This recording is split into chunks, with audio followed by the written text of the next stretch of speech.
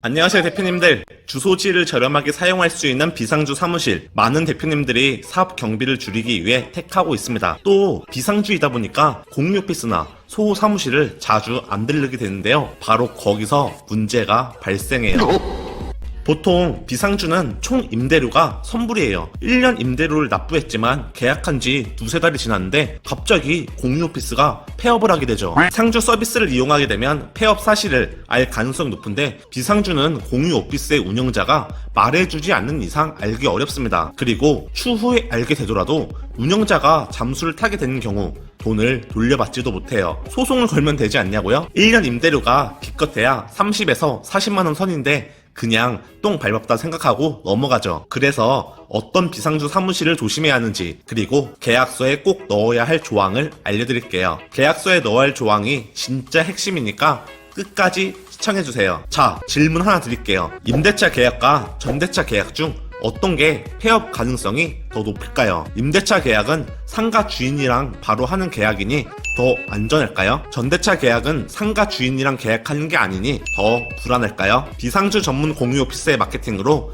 임대차 계약이 더 안전하다고 인식하는 고객님들이 계신데, 그게 절대로 포인트가 아니에요. 공유 오피스 영업이 잘 안되면 폐업하게 되는 건 임대차 계약이든 전대차 계약이든 똑같습니다. 상가 주인이니까 더 버틸 힘이 있지 않겠냐고요? 상가 주인도 대출금 갚기가 빠듯해요. 임대차 계약은 임대차 보호법 적용받지 않냐고요? 앞에서 비상주 사무실 1년 임대료가 기껏해야 30에서 40만원이라고 했죠. 임대차 보호법은 공유 오피스 이용 대표님에게 중요한 게 아니라 임차인한테 중요한 거예요. 인테리어를 수천에서 수억 원 투자한 분들이 건물주 갑질에 당할 수 없으니 소송을 가더라도 법 조항을 따집니다. 그런데 30에서 40만원 돌려받자고 소송 가는 대표님은 없겠죠. 정리하면 공유 오피스 운영자가 상가 주인이든 아니면 임대를 받았든 전혀 중요한 사항이 아닙니다. 그럼 무엇이 중요한지 두 가지만 체크하면 돼요. 첫째, 시설 투자 정도를 따져야 합니다. 그러기 위해서 반드시 현장을 체크하고 계약을 해야 해요. 일부 비상주 전문 공유 오피스는 실제 자기 사업장 이미지가 아닌데 어디서 이미지를 가져와서 실제 사업장처럼 보여주며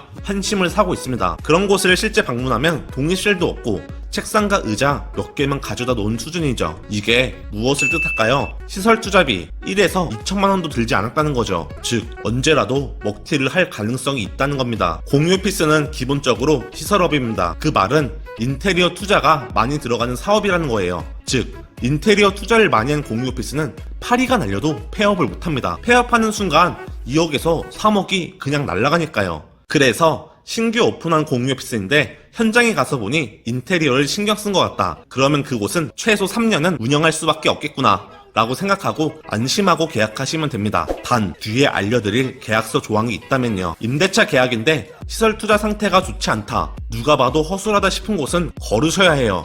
비상주를 저렴하게 마케팅해서 1, 2년치 선납받고 먹튀할 가능성이 있습니다. 상가 주인이지만 딴 사람한테 매도하고 나가면 끝이죠.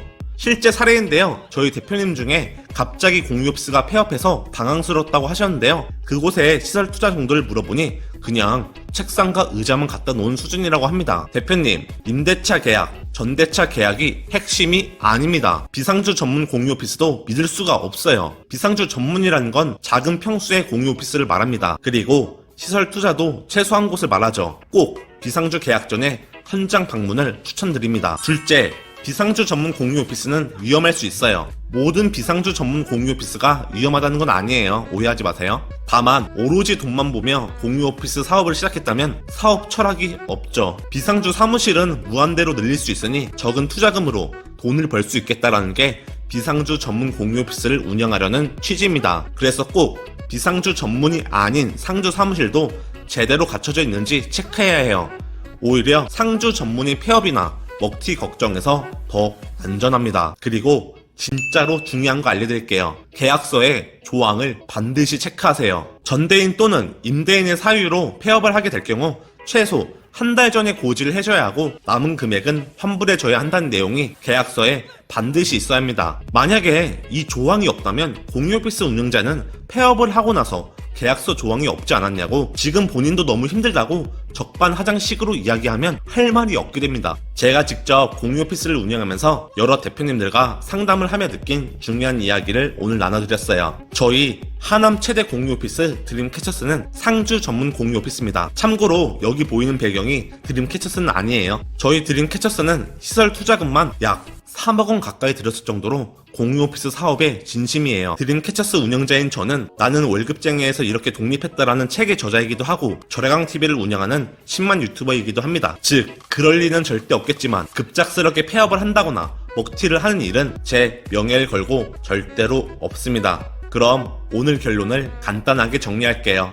첫째, 임대차 계약이냐 전대차 계약이냐는 중요하지 않다. 둘째, 공유오피스에 얼마나 시설 투자가 들어가는지 체크하자. 시설 투자를 많이 한 곳일수록 안전하다. 셋째, 비상주 전문 공유오피스보다 상주 전문 공유오피스가 더 안전하다. 넷째, 계약서 조항에 폐업 전 고지 의무 및 환불 내용이 있어야 한다. 이상 당신의 꿈이 시작되는 곳 드림캐쳐스였습니다. 감사합니다.